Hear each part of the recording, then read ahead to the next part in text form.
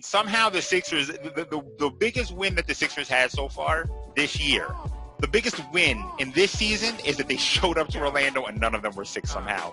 The biggest L. Justice for the blind, just something that'll find. All right, in the good rhymes morning, that are coming everybody. from my mind. Welcome to episode 30. Oh, what is this? 30, 35? I don't know. I have the 476ers podcast. So happy 4th of July, I guess, even though I think probably the majority of people are going to view 4th of July a little bit different this year, I'm sure, hopefully, because it's not really Independence Day for half of the country. But anyway, that's not the point.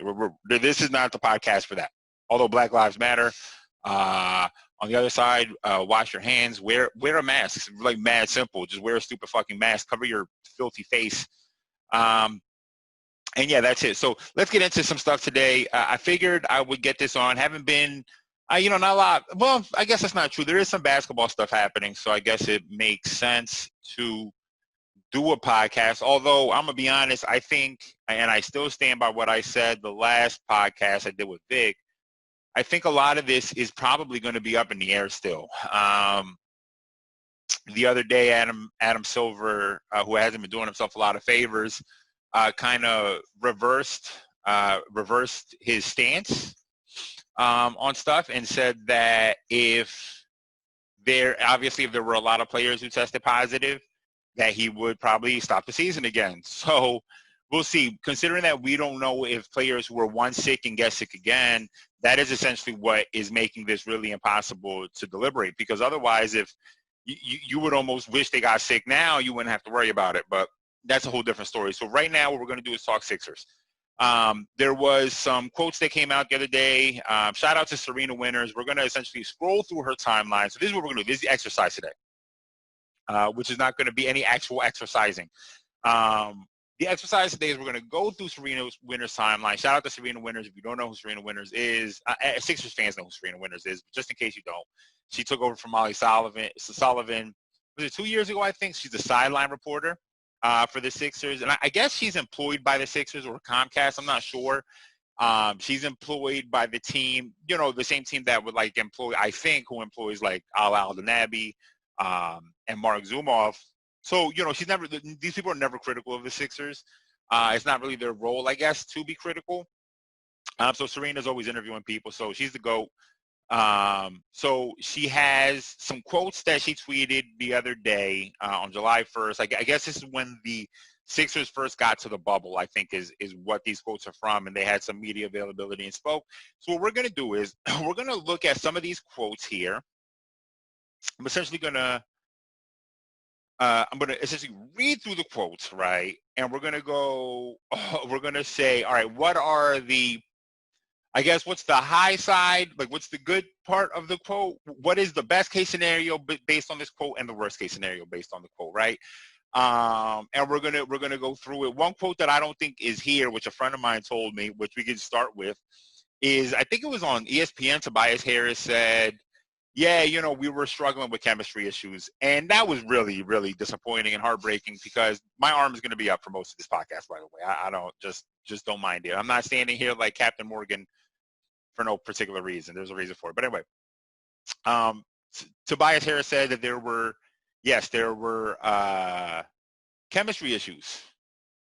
And my question to that is well, what do you mean there was chemistry issues? Somehow the pandemic and the killing of unarmed black man has somehow made the chemistry better on this team? Is that what you're telling me? Somehow, in some weird way? That sounds crazy to me, Tobias. We'll see. It was obvious that there were chemistry issues. It was very fucking clear. But I just don't see how it's yeah, there were chemistry issues, but now we're good. How is that possible? Have you guys been hanging out and no one knows? You know what I mean? Somehow the Sixers, the biggest win that the Sixers had so far this year, the biggest win in this season is that they showed up to Orlando and none of them were sick somehow. The biggest L will be when Game 8 comes around and somehow all of them get sick at once.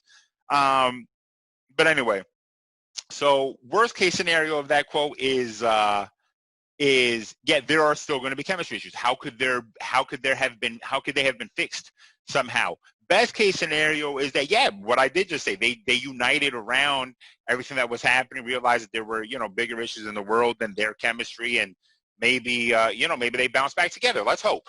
You know what I mean? So Tobias definitely wants to be a leader on this team. And he's shown that a few times during the season. It's just that his play doesn't always back that up. Like, there's a difference. Jimmy had these leadership qualities that even when he was playing bad, people could look to him. I guess he just carried himself in a way that was like, I don't know, he just carried himself in that way. You know what I mean? There's a certain way about people who can become leaders. Even like Horford on the Celtics was like the quiet, like the Tim Duncan type of leader, was like a quiet, steady presence. We don't necessarily have that, and Toby tries to be that. I think it's going to come down to probably Ben. Ben has to be that because Ben is the one who's going full throttle all of the time. And then Joel needs to feed off that. Maybe I don't know. I don't know what the best chemistry situation is. The Ben Joel pairing seems a lot like Kevin Durant Russ in some ways, in that Russ is always going full throttle, and then the other guy seems aloof. But it's a little bit different highs and lows because KD is a much more serious person than Joel is. But anyway, whole different other thing. So let's get into some of these quotes. So let's start here. Brett Brown on Ben Simmons. He's good to go, and we look forward to watching him with what I'm told is effectively 100% health. Yeah, I think that makes sense. We said this before all of this ended, that, before, as we were finding out that the season was probably going to stop, even though at that time was like, they'll stop for 2 weeks, or take a month off. We didn't know it'd be 3 months and possibly longer. We knew that was good for Ben. That the silver lining was good for Ben. Ben would have time to be healthy because, again, when you hurt your back, it's kind of it's really shitty. You know what I mean? You don't just hurt your back and bounce back from it. You tend to stay injured for a long time. Now, Ben had the chance to rehabilitate, and Ben looks great. I don't know if you guys have seen pictures of Ben. I mean, he looks like a fucking Ben looks like Blake Griffin, essentially, at his most athletic, as strong as him. Now, is that going to help him? We'll see. You know what I mean? We're going to see. I don't know how that hurts him. Probably makes him a better finisher at the rim. Is he going to stay as fast? That's one of Ben's best attributes, is his speed. I mean, when the way he changes speed on the court, going from one side to the other, is like very few players in the NBA can do. Is not just at his size, but just few players in the NBA can do. He's got to be up there. I know there are advanced statistics that measure guys going from one end to end, and always Russ is near the top, and lately, De'Aaron Fox is near the top. And I would not be surprised if Ben was somewhere up there, because the way he changes court is insane. So how does the added muscle change that? And does it matter if he's finishing more if he's finishing more at the rim? Is it going to make a difference? So so that's good. The worst case scenario here is that what is the worst case? I don't know. I don't think there's a worst case scenario for this quote. Worst case scenario is that he's not healthy, I guess, but I don't see that to be the case. One thing that I do want to say, that is important to note, this was Ben's most aggressive year, I think, on both sides. Of course, there were ups and downs on offense for sure, but this was his most full throttle year on both sides of the court, where you saw someone super aggressive on defense and aggressive in the Ben Simmons way. And it doesn't bode well that his back went out. So I think if there's a low side to this quote, it's that is still kind of nerve-wracking that he could hurt his back. Typically, you hurt your back, it doesn't necessarily just go away. You know what I mean? That tends to stay prevalent no matter how healthy you get. So best case scenario is he's 100% healthy and we're good to go. Worst case scenario is that he's 100% healthy right now, but talk to me in 2 months. No players have tested positive for coronavirus. I said that earlier. Brown says two things most on his mind as it relates to Orlando. Landing in Orlando at a B+ fitness base, which can turn into an A. And then this quote, reclaiming a fabric that equals togetherness, equals a team. The endurance aspect of what we are about to experience can't be denied. So yeah, there's no possible way that any one of these guys is going to show up as a B+ fitness. I can't imagine anyone in the NBA except for like LeBron James and James Harden right now, who swore off just strip clubs are not available. He somehow has lost weight and gotten strong. It looks great. there is a difference between being in basketball shape and being able to run. Distance runners don't just walk on a basketball court and play. It's a different type of fitness level. The different muscles, it's different. It's a different type of exhaustion. You can try to keep your endurance as high as you can doing other things. Now, basketball players do have different workouts to help them, but it's unclear how many of these guys have, one, basketball courts in their homes and gyms in their homes that would allow them to work out at that level. And even then, you can do as many basketball workouts as you want, but you really can't. I've discussed this. Basketball, people don't understand. People think, contact sports, and you think football, you think hockey, boxing. That's understandable. Basketball is not necessarily a contact sport because the purpose of basketball is not to make contact. Whereas in football, we are purposely colliding into each other, same thing with hockey. But in basketball, there is a ton of physicality. You're constantly touching somebody. You're boxing out, defense, whatever. You're constantly on top of somebody. So it's a different wear and tear on your body. So I can't imagine that any of these guys are going to be at an A+. This second quote, reclaiming a fabric that equals togetherness. To reclaim that fabric, the fabric needed to have been sewn already and needed to have been here.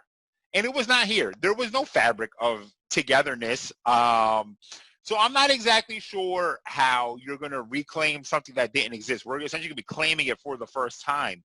So best case scenario is that we are able to I don't know what the best case scenario for this quote is. Hopefully we can reclaim the togetherness, but I guess the best case scenario is that chemistry issues were not as bad as we think they are on the outside looking in, which is possible. That is always possible. Worst case scenario is that Brett Brown is out of touch, which is a thing that we've talked about a few times on this podcast. So that I would say is what it is. Best case is not as bad as we thought. Worst case, he's out of touch. Next quote here, Brett Brown on Joel Embiid. The respect and applause I give him for putting in, I wish I could do the Boston accent. The respect and applause I give him for putting in time.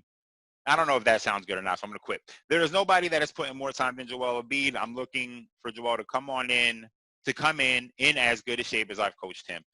I find this very hard to believe. I know I'm beating a dead drum, and I know everyone pretty much feels the same way about this.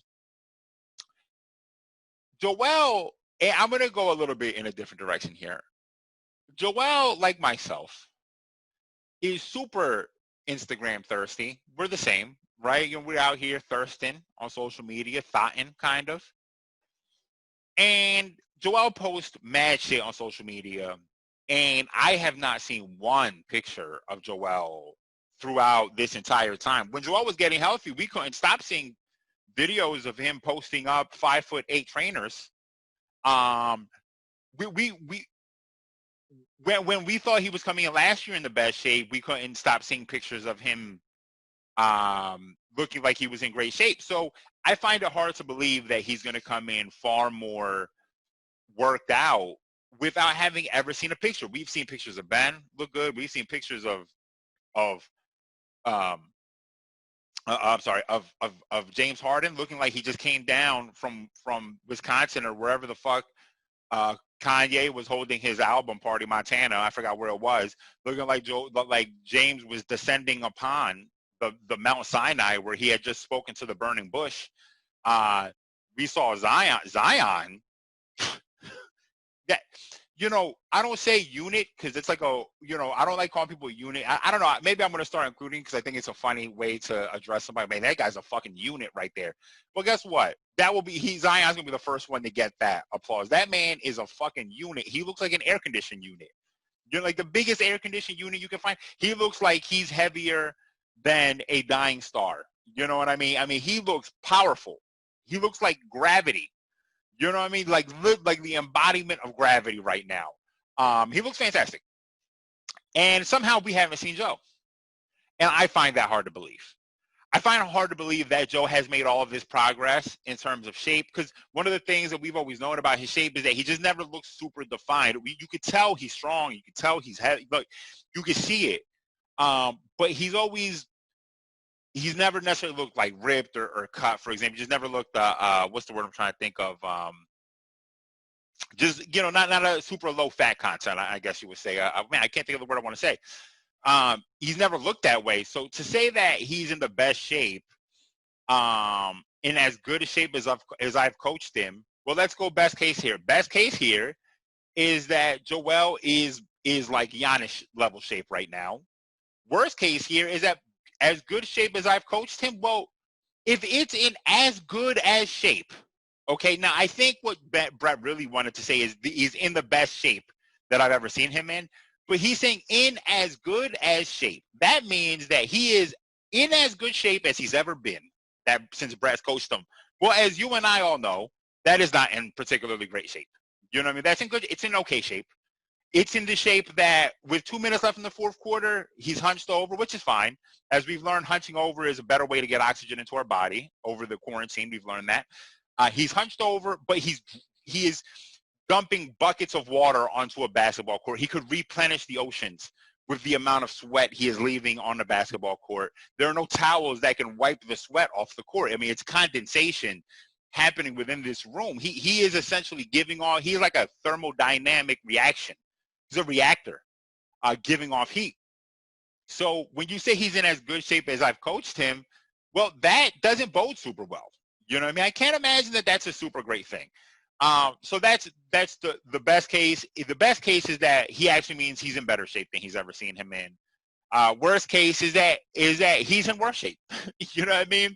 This could go either way. I find it hard to believe. I don't mean to be negative. I just find it hard to believe. Every time we hear that Joel's in great shape, we see him and he looks fucking exhausted immediately. So we'll see.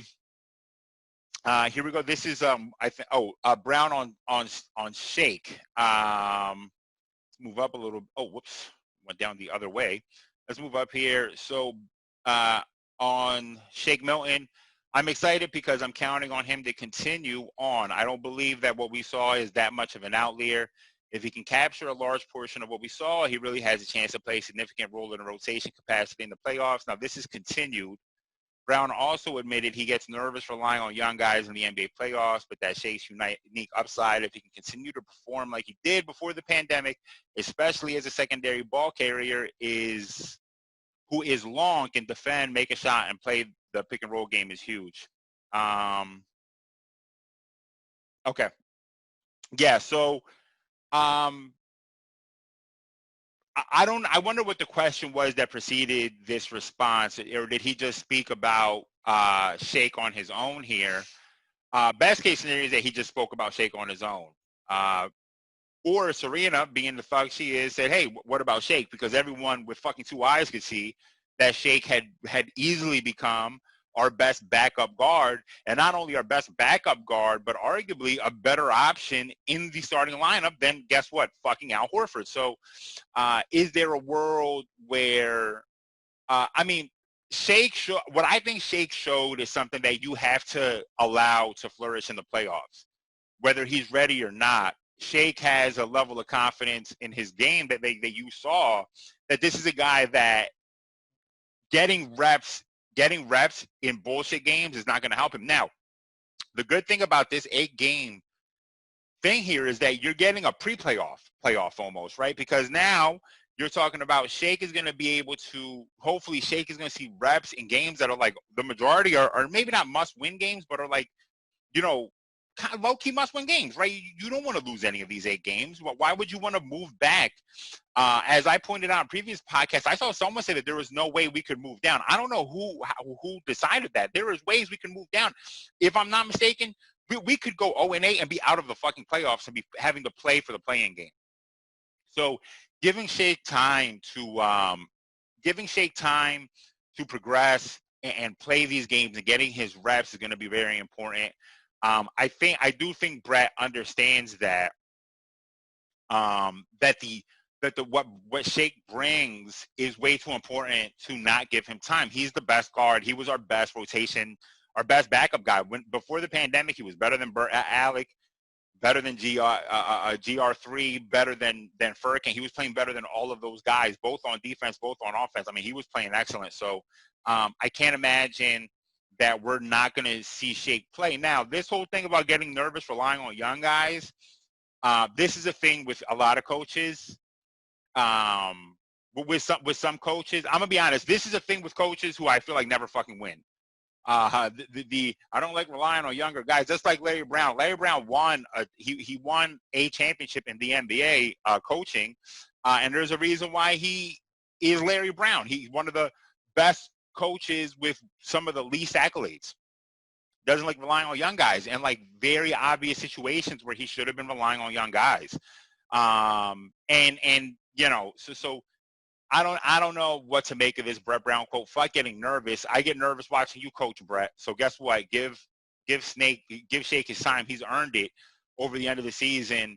And let's jump in here. Brett Brown said he's not ready to stamp on what the Sixers rotations will look like just yet. Well, listen, Brett wasn't ready to stamp on what the what the rotation of the Sixers has been for the last 3 seasons. Now, that's not all his fault. Some of that is the front office's fault because this team is constantly in flux, but, you know, whatever. Said he's going into training camp with some preconceived ideas, but wants to feel stuff out over 3 weeks of camp. That makes sense, I think. Now, here we go with the shit that pisses me off. So best case is that we're going to see Shake a lot. Worst case is that he's going to keep doing the same dumb shit that we've seen him doing. We're going to see more Alec Burks than we're going to see Shake, and that's going to fucking drive me crazy. On Horford pairing, Brown offered insight to how he sees it. I don't know. And now I understand. I've read this quote 5 times. I'm going to read it a 6th time now, and I still don't understand what it means. In essence, says there are 3 worlds: Team Al, Team Joel, and Team Both. Team Joel, Team Both.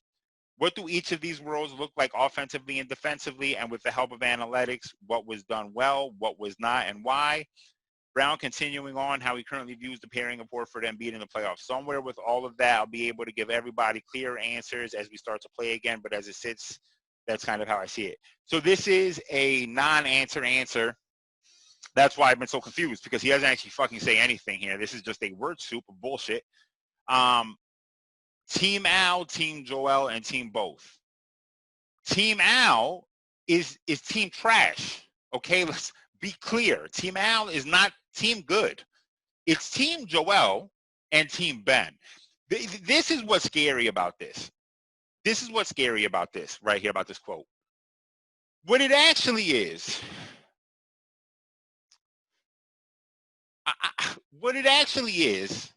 I don't know. This is just stupid. But what it actually is the question is, does Ben, Joe, and Al work together?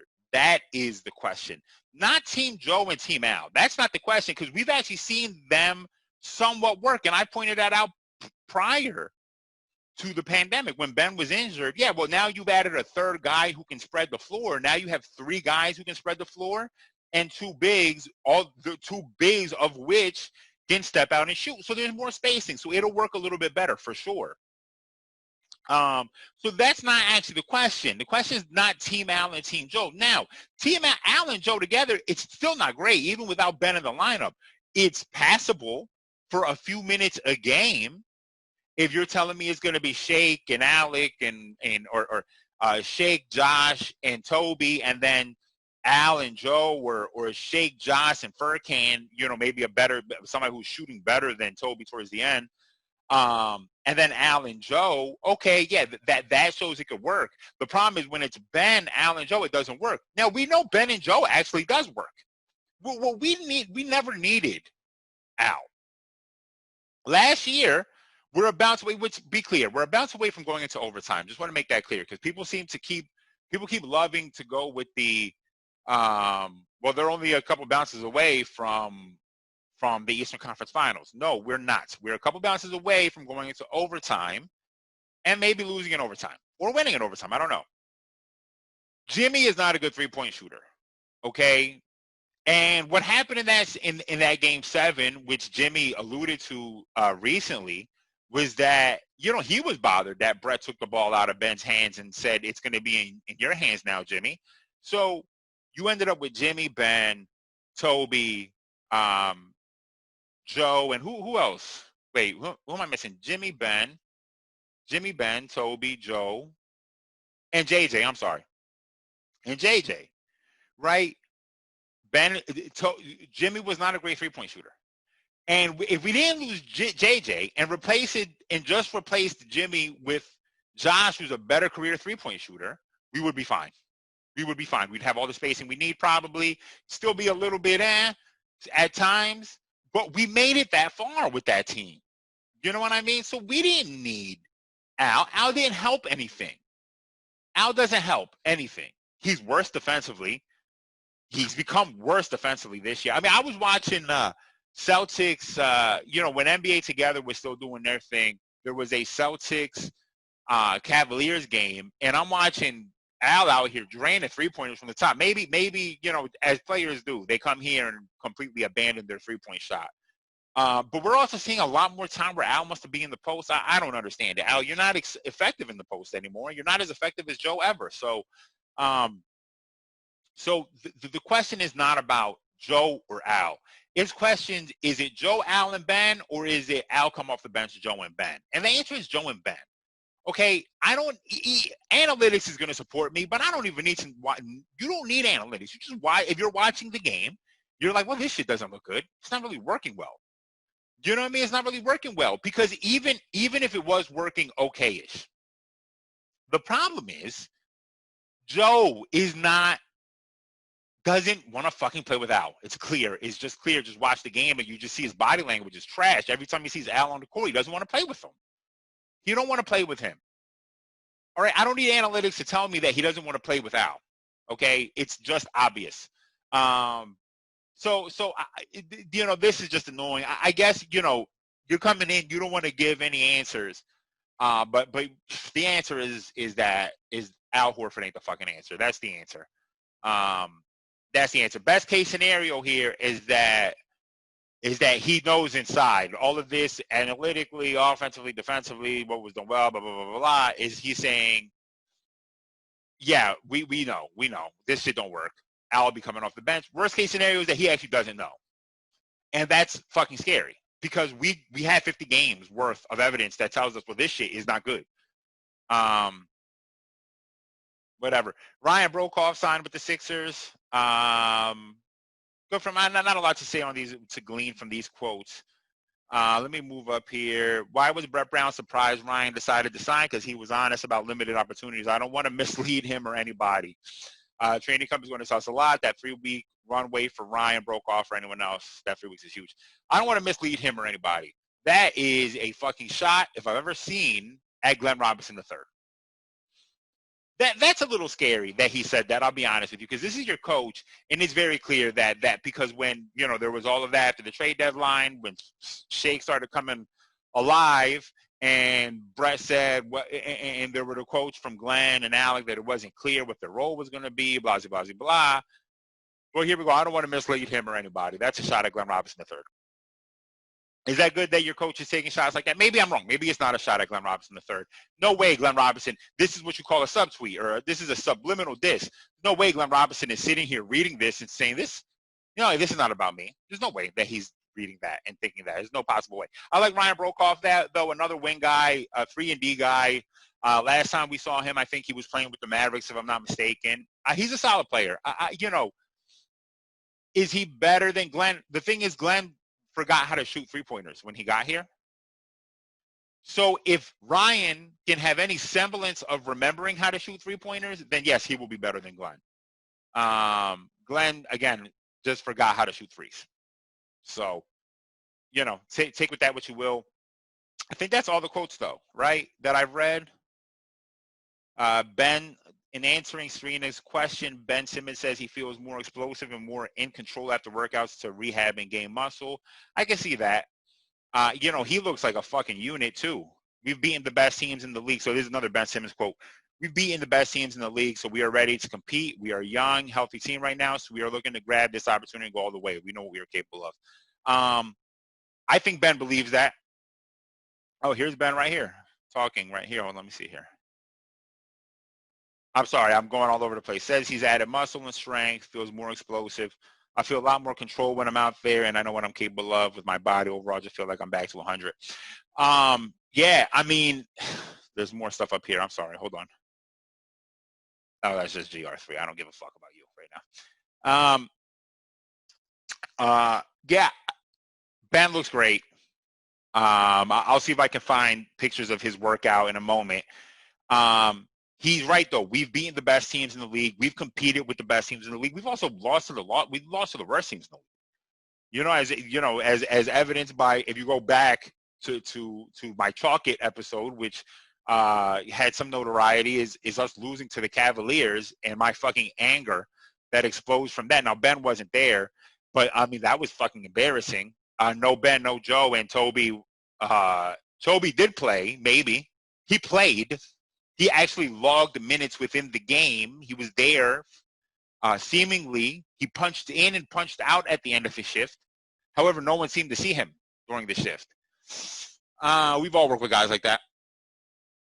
Ben is right. He knows. Listen, and I said this in the offseason. The talent on this team is better than any team in the NBA, in my opinion. The talent level. Now, this is also when I thought Al was a little bit less washed than he was. Now we've discovered Al is super duper washed, but it's still not that big of a deal. Joe's ceiling and Ben's ceiling is 2 of the top 8 guys in the league. That right there already puts you ahead of everybody. That puts you ahead of almost everybody except for the Lakers and maybe the Clippers, you would argue, right? Maybe you would argue, you would argue Kawhi and Paul, of course. Ben at his best is a fucking menace, man. On defense, Ben at his best is a menace. Ben at his best, is he better than Paul George? Paul George is a second banana. You know what I mean? But the problem is Ben's incomplete offensive game. We don't know what Ben looks like in the playoffs yet. We haven't seen it necessarily. We saw it against the Nets last year.